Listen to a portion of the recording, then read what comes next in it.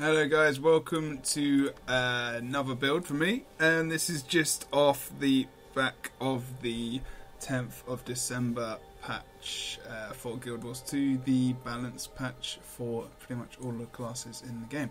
So at the moment, looking at structured PvP, I looked at the last build I did was an HGH engineer, which is basically an elixir build going off of might mainly. So these videos I'll do, I'll basically stream them live and then just put them onto YouTube. I don't edit, I don't do anything, so I just do this straight live. I don't practice, so yeah.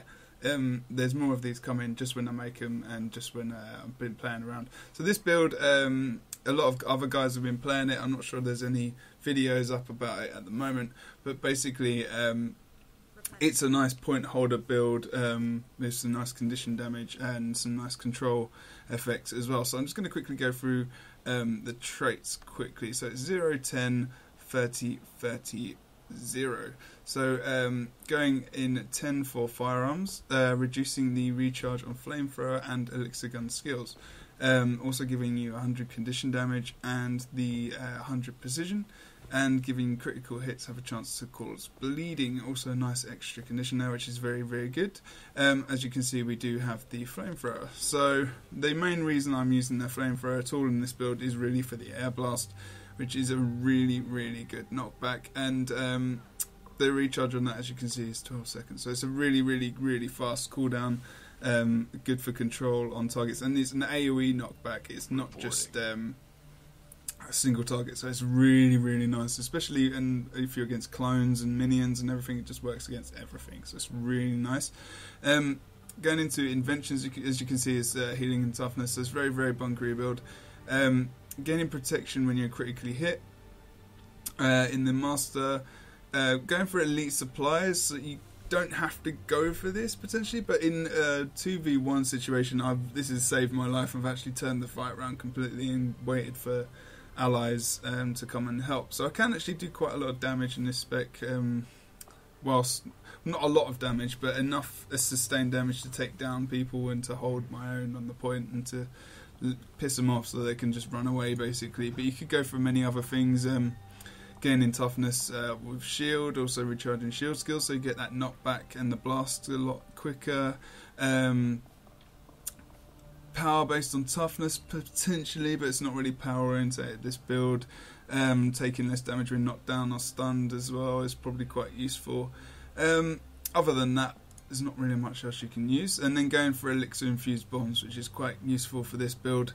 So any bombs you're using are going to be healing you basically. So any bombs will definitely heal you. Unfortunately, I didn't go for evasive powder keg, which I did go for a more power orientated build in this, but I'm also going to go through that. So I'm going to go through this condition CC build that I've got, and then I'm going to go for the more power based one, which has got more bombs, so more healing. So there's two variations to this. Right, so just going to go through alchemy. Elixir S, you shrink when you hit 25% health, which is really, really good, but it does, unfortunately, when you're on a point, it does mean that they can decap it, so it is a little bit annoying when it comes to that. So hopefully you don't get to 25% health, but at least you're not going to die, and by the time you come off, that comes off the cooldown again, so you can you should still have the point, hopefully, and just use the flamethrower to get them back off the point. That's a really, really, really good minor trait, and the incoming conditions have a chance to convert into boons. That's really, really nice. Protection again from being stunned, dazed, knocked down, knocked back, launch, etc., etc. So more protection. Also, condition durations are reduced while below the health threshold. So below 25%, that's really, really going to help, and duration decreased is 100%. So that is pretty damn good against condition spec classes who are going to try and burst you down when you hit down to below 25%. You're going to be more susceptible under 25% to bursty or power based classes and specs. So that's the main bulk of that build. It's really, really nice minor traits in there as well. So I'm just going to quickly go to the weapon skills, which is not what I'm going to go to. I'm going to go to the rune set. I've just gone for straight up forge runes, so as you can see, toughness, building even more toughness up. Burn duration, so that's the burning of the flamethrower, of course, and also the shift 2 ability, incendiary ammo as well. Also protection duration, did see from the traits we've got two traits. Here we go. Protective shield gives protection, and also protection injection, which gives protection as well. And also at 50% health, gain protection for 10 seconds and burn all nearby foes. So there's more burning duration, and then the protection duration on top of that as well. So that's all really, really nice.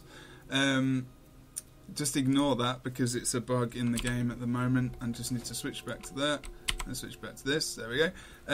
Sigil of superior energy. That was just to give me an extra dodge so I can just survive a bit longer. Originally that was to get more bombs off in a different spec, so I might potentially change that out. Anyone got an idea of what I could swap that to, then go for it, and I'll try that out again. Minor corruption to get even more condition damage off, because I've got 744 at the moment. But it's nice to get the pretty much surviving throughout the whole whole match. So it is really good. I've always got that on 25 stacks. So that's an extra. That's going to hit a K, 1000 condition damage in the end. So going for Settler's Amulets with the toughness is the major stat there. The Settler's Jewel with the healing power and the condition damage. I've got more condition damage just because of the for the flamethrower, and also the poison of the pistol, so stack shot, and the other things which are very useful. Also, we've got different conditions that are going off on the bombs. So I've only been trying this really today. It has been really, really good. The flamethrower is doing some nice bits and bobs with the old knockbacks there, and the blind off the 5 score, which is really, really useful. But yeah, so I mean, I'm still trying it out. In terms of the utilities, the reason I've got stuck with healing turret is for the condition removal, which is still really, really good. AED, I've got to give it a try really, but I'm not really sure about that in competitive tournament play at the moment. Elixir S is one of my favourite things to use on an engineer, just because it's good for downing, it's good for stealth resing and stealth downing as well. It's too much utility with that for me to not try and use it. Other people might go for elixir gun, especially as I've got the cooldown there with the elixir gun as well, so just for a bit of extra healing and whatnot. But I like to have that utility to help out in downing situations, because I'm bunkery and tanky, so I should be going for those situations as well. And obviously the bomb kit for the healing, I'm doing off that with elixir infused bombs, and then obviously the supply crate, which is essential for that trait as well. Like I said, there's a lot of variations in this build. There's a lot of different ways you could play it. There's a lot of different ways you could spec it. This is just the way I'm speccing it at the moment. Basically, give me a bit of feedback, some info, and yeah, tell me how I can make this better. I'm also going to make the power one as well, which is different. So yeah, give me some info, guys. So let's have a little chat and see what we can get out of this build. Maybe we can improve it. Tell me if I'm doing anything wrong or something which is really blatant to you guys. But yeah, cheers for listening, and check out the rest of my videos on my channel. Cheers, guys. See ya.